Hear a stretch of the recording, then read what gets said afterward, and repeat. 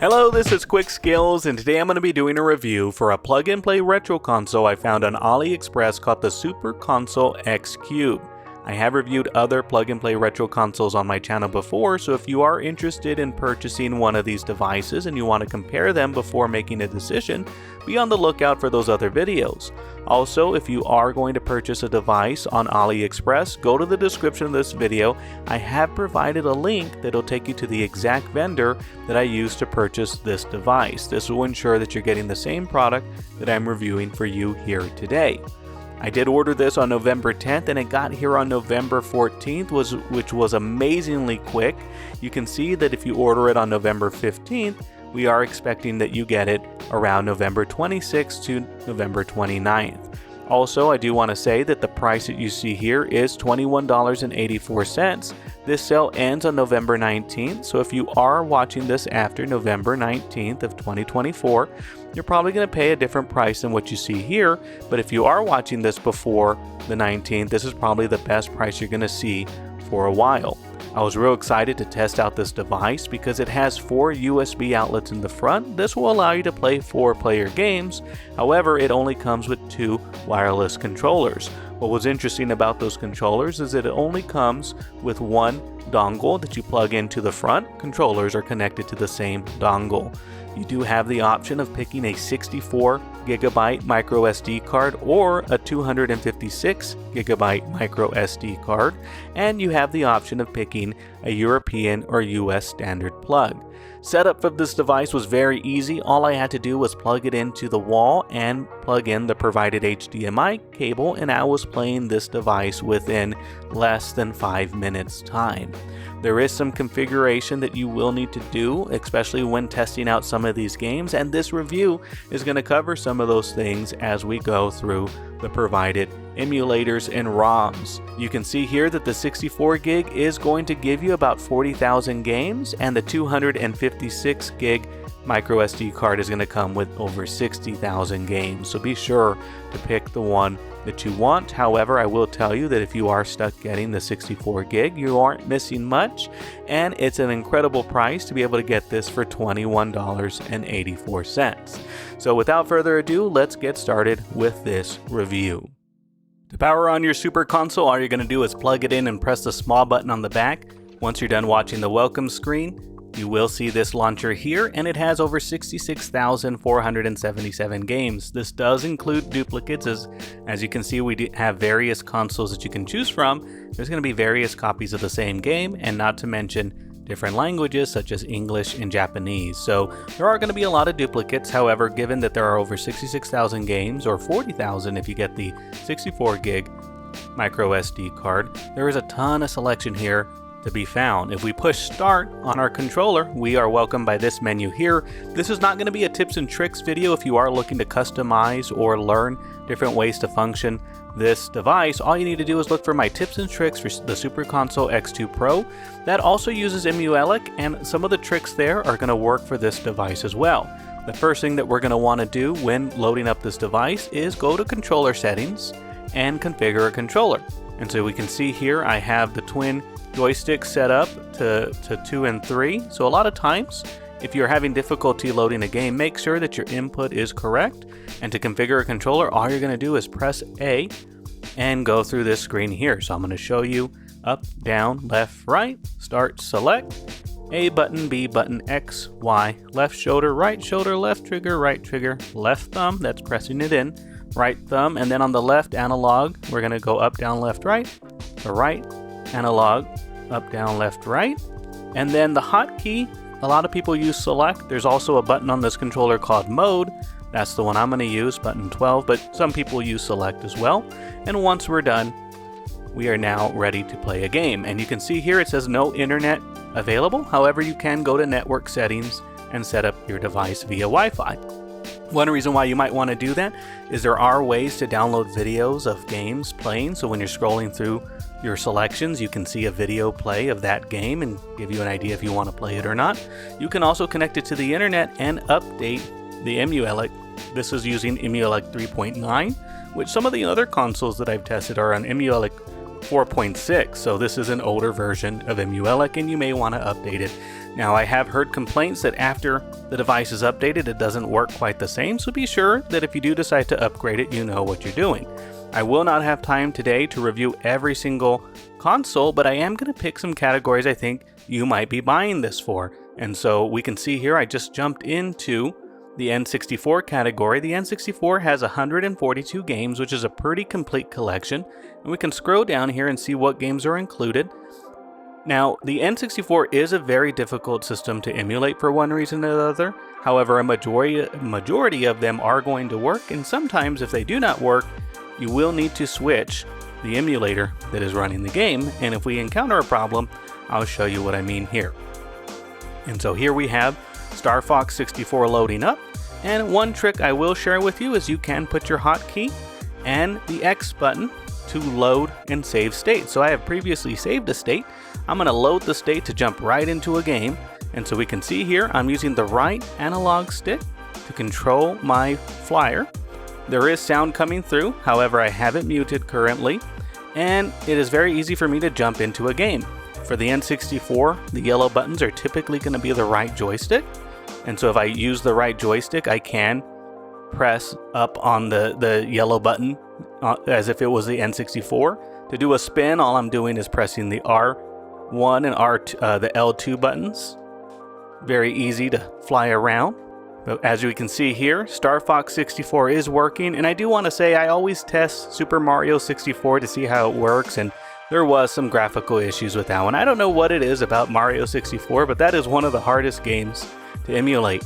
To exit out of the console, all you're going to do is push your hotkey and the start button twice. And so here we go. We can see that we are now exiting the game, and it's going to take us back to the main menu. So that was Starfox 64 on the N64. Now let's head over to Sega Naomi. There is not a big collection of games here, so keep that in mind that if you are looking for a Naomi collection, this is not going to be all inclusive. There's only 4 games. The Nintendo DS does work. However, when I launched the game here, I did have a little bit of issues. It was configuring. I'm using Player 1 controller. However, when I would load the Nintendo DS, which only has 16 games, it was connecting to the third controller by default. Currently, I only have one controller turned on, so let's see if it lets me play with the controller that I am currently using. Okay, and for some reason I am having to use the Player 2 controller, even though I only had one controller powered on. Player 2 is the controller I'm needing to use. And on the right analog stick, I pushed right on it to give this screen here. I do have states loaded and saved, so we're going to jump right into the game by doing that.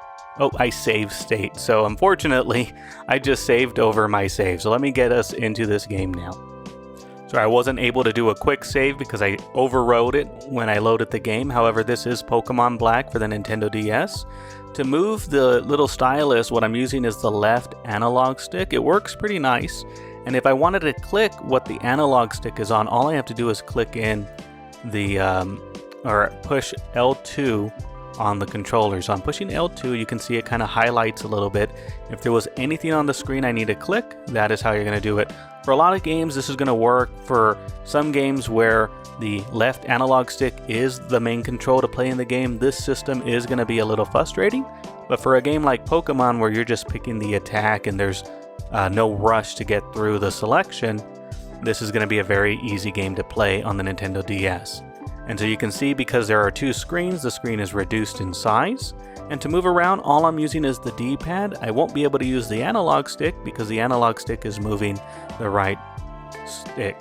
And then I want to show you the menu, because this is how you're going to get in and out. I pushed right on the right analog stick. And then to save the game, I'm just going to push enter here. We're going to exit out. And now let's say I want to go back to my previous save, or I've already finished the game or exited out of the game and I want to load it up again. It's going to take me back to where I quick saved.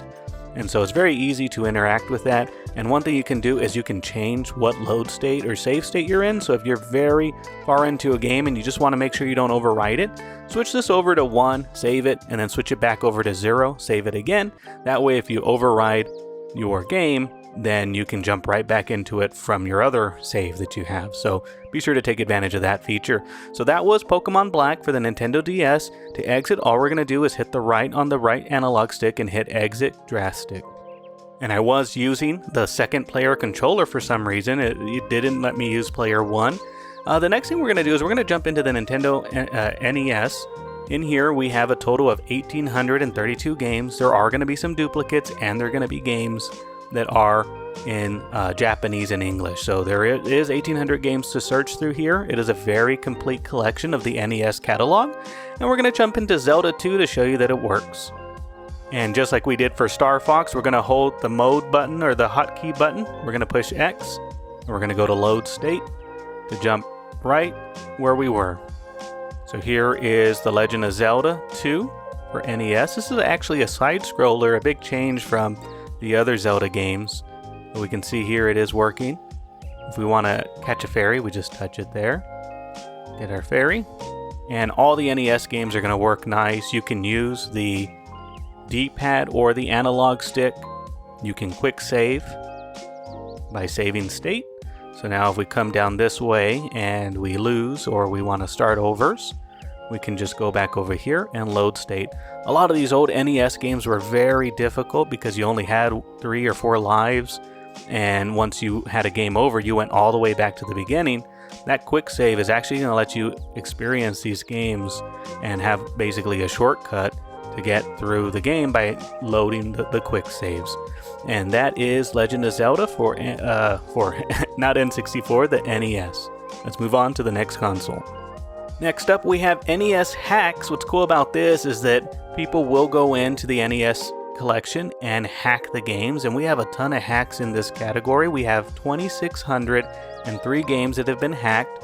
They're going to have names similar to what you would expect to see.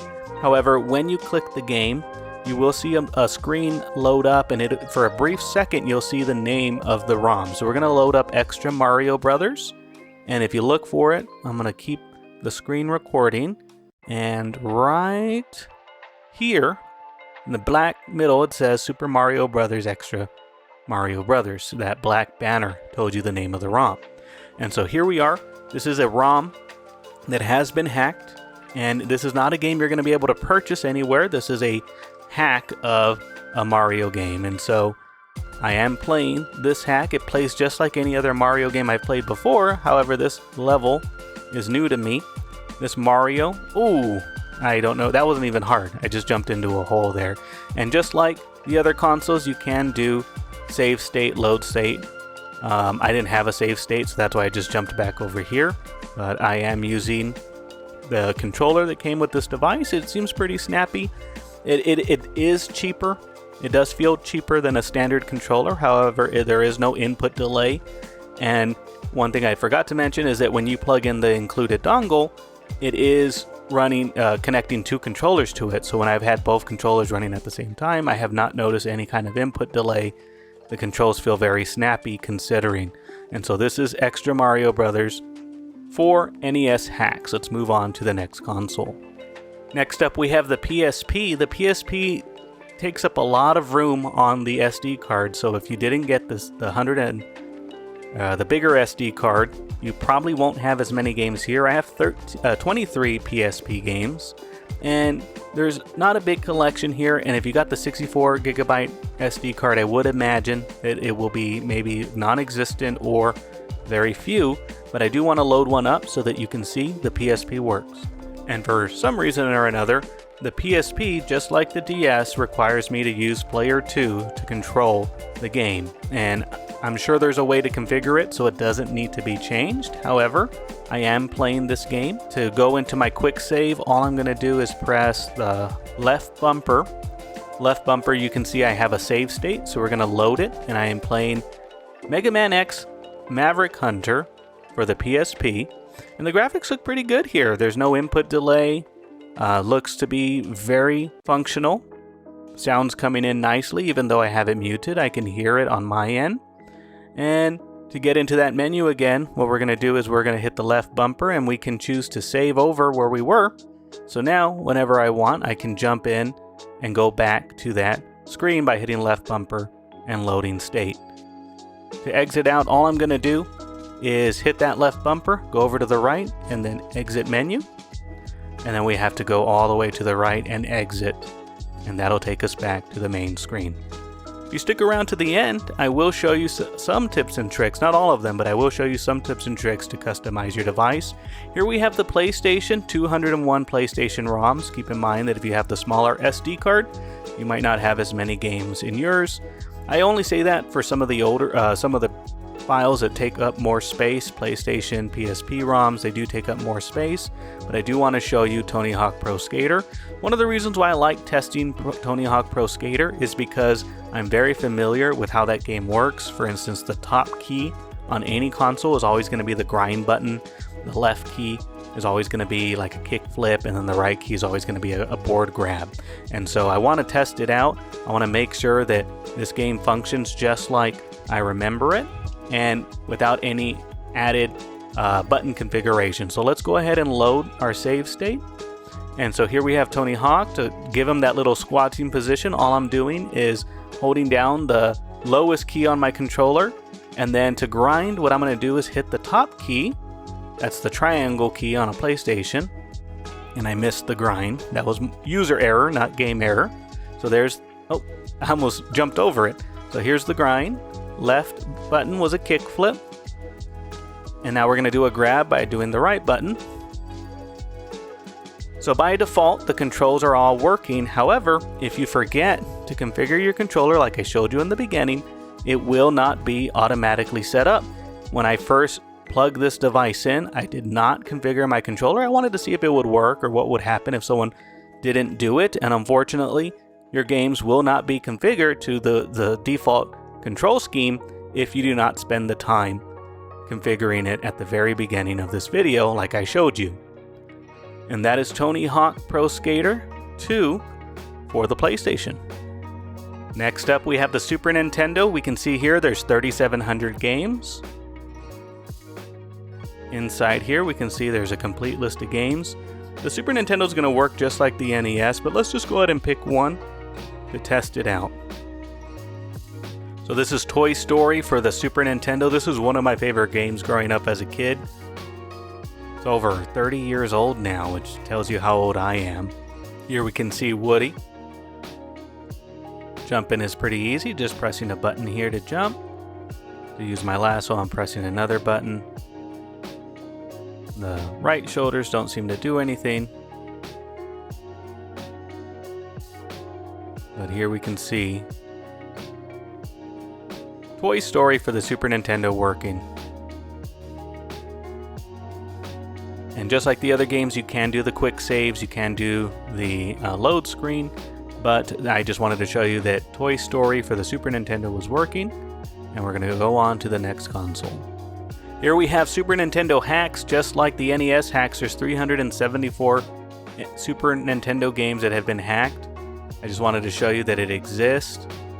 Here's that list of hacked games. It's a lot of fun. Sometimes they'll pull characters from other games and they'll make an appearance in this game. If you like Super Mario World, check out all the Super Mario World hacks they have here. And sometimes you can see an image of what it might look like, so I don't know what's going on this one. We'll just jump into that and see what it brings us to. So as the game loads, you can see across the middle it says Super Mario World, a Super Mario thing, I think is what it said. A Super Mario thing is what this ROM is titled. Alright, so that was a pretty long introduction to the game, but here we are loading up the first level. And you can see this is a Super Mario World hack. We are demo. We just got a radish looking thing, and the only way to play this is to own the ROM and probably play a little better than I'm playing here today. And so these hacks are a lot of fun. If you've never played them, you never know what to expect. And I think there's a free demo here. I think that's what that is. I don't know, it just made me bigger. So let's see if we can get a little further this time. Okay, you gotta kind of like jump and climb at the same time. Avoid a shell. Oop. And we gotta climb up here. I think that's the thing that kicked the shell down.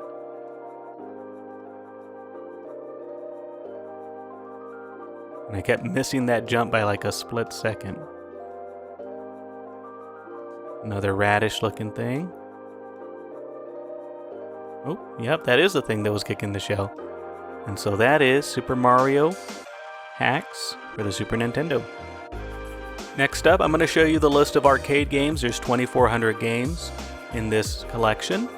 These games are interesting because what you have to do is after you're done loading the screen, you're going to push select to give yourself credits and then start to push start on the game.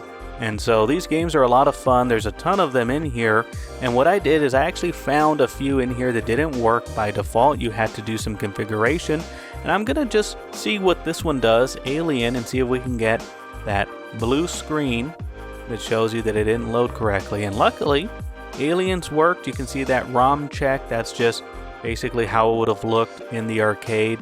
If we push select, we're giving ourselves credit. We push start, the game jumps in, and so now we're playing Aliens, the arcade port on the Super Console. And I never did beat this game, but it is a lot of fun, and it is multiplayer, so you can see where it says push start. I have another controller with me. All you're going to do is on that controller is you're usually going to have to push start so that it gives itself the credit as well. And so I'm bringing in a second guy here. And even though we're using one controller, and I'm playing with one hand on each controller, so it isn't easy, I don't notice that if I have both controllers plugged into the Bluetooth that there's any input delay. It feels as if they're both connected individually. And so that is Aliens on the arcade port for the Super Console. And one thing I want to mention is that sometimes you'll know that you have the wrong controller turned on because it will not work. It will not work. You'll have to turn on the other controller for it to exit in and out. The other thing I was going to say is the only player one can use the hotkey to exit out or use the quick save. So keep that in mind, that if you're having a hard time using this, that's probably why. So that is pretty much an overview of some of the consoles that are included here. I could literally spend all day showing you all the consoles, but I will tell you that a majority of everything in here works, and if it doesn't work, it won't take long to do a little bit of configuring. And I forgot that we had some Dreamcast in here, so let's go ahead and load up Crazy Taxi. So we do have a Dreamcast game working here, and we are playing Crazy Taxi. This is going to be my last game that I review. However, I did promise you that if you made it to the end, I will show you some tips and tricks. So from this, let me leave you my final thoughts for the Super Console X Cube. Now, I have reviewed the Super Console X2 Pro and the Super Console X4 Pro. I will tell you that the X4 Pro is a noticeable upgrade. However, you're not going to get it for the $20 or $30 that they're selling this one for. So if you're on a budget, this is definitely a viable console. However, if you want just a little bit more features and a little bit more configuration with your device, I would highly recommend either the X2 Pro or the X4 Pro. However, those are more costly. However, if you are on a budget, I think that this one is a downgrade from the other ones out there, but for the price, you cannot go wrong. And how do I go backwards? Oh yeah, I gotta press the reverse button. The other thing is that with these devices, you are going to have a little bit of headaches with configuring. Sometimes it does not work properly when you load a game. You have to switch through the emulators, which at the end of this video, I'll show you what I mean here. And also, the controllers are also sometimes a little finicky.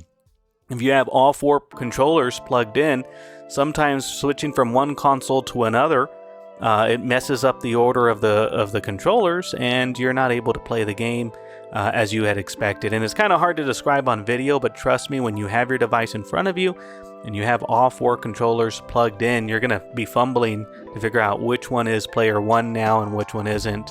And I've done the tricks that you're supposed to do by configuring your controller and setting it up for player one, but sometimes the controllers, they turn off on their own by inactivity, and then when you power it on, it screws everything up if you're already in a game. And so I will tell you that if you have wired controllers and you connect all four, you probably won't have that issue, but because these controllers power themselves off after inactivity, I think that is what's causing this issue to occur when I'm at least testing these out, because I don't have all four controllers on and playing them at the same time. I'm usually switching from one or to the other.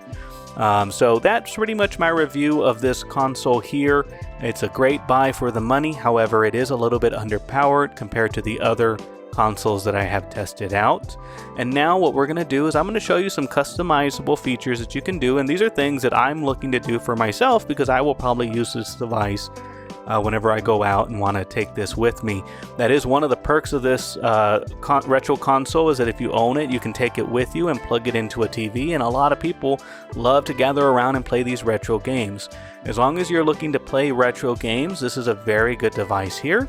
However, you will find that you are going to be longing for a better configuration or something different. And so like here's something that I was going to show you. I had already changed these to player 1 and player 2, and for some reason now they are moved over back to 1 and 2 over here, or they had moved on their own. I'm not sure why. So what I'm doing now is you can look at the themes here, and so you can switch this. So when I exit out of here, the loading screen's going to look different, and if your loading screen looks different when you get it, that's probably all it is they switched, or yours was installed with a different loading screen. What we can see here, this is now what it looks like, and I'm a fan of, and I see it on here, I'm not a fan of this one. The visibility, I mean, it has nice artwork, which is fine, but it's hard to figure out right away which console you're in. I do like this menu here, where it has the little picture on the left and a description of what the game is.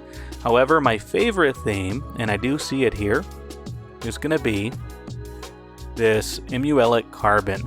And actually, this one isn't even the one that I like, but of the three, I do like this one the best.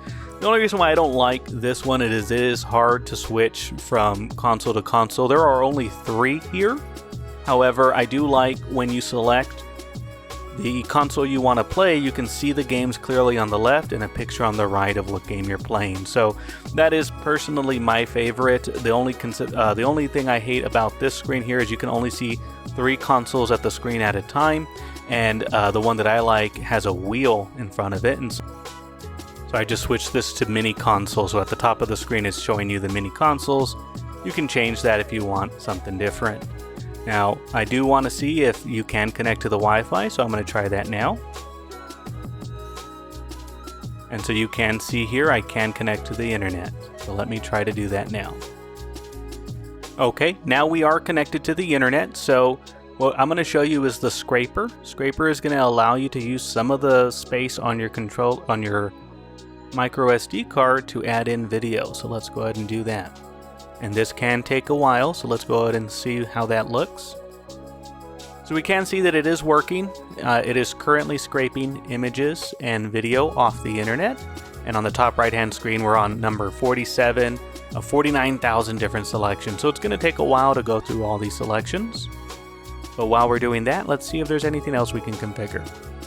So under updates and downloads, you can download more themes, and my favorite theme is probably going to be here. I'll see if I can find the one that I like. I believe it is this ES theme new Emuelec. That is, or it's going to be this ES theme Alkfull Emuelec, and it's really cool. It doesn't cost anything. You can go through and download all these different themes here, even if you're not going to use them, just to see what they look like. Well, I was planning to mess around with more of the features here on the Super Console X Cube. However, I am stuck scraping 49,000 items off the internet, and I accidentally loaded the bezel project, which allows me to install and remove bezels on the side of the screen. And I've been waiting at this waiting screen for about 2 to 3 minutes, and I have a feeling scraping and loading the screen at the same time is the issue here. So that's going to conclude my video.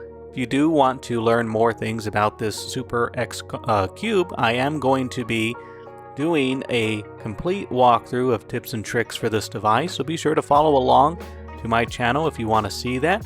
And just a reminder, if you plan on purchasing this device, go to the description of this video. There is a link that'll take you to the exact vendor that is selling this now for $21.89, which is about $9 cheaper than what I paid for it. Well, thank you so much for watching this video. I hope you enjoyed it. You have a good day.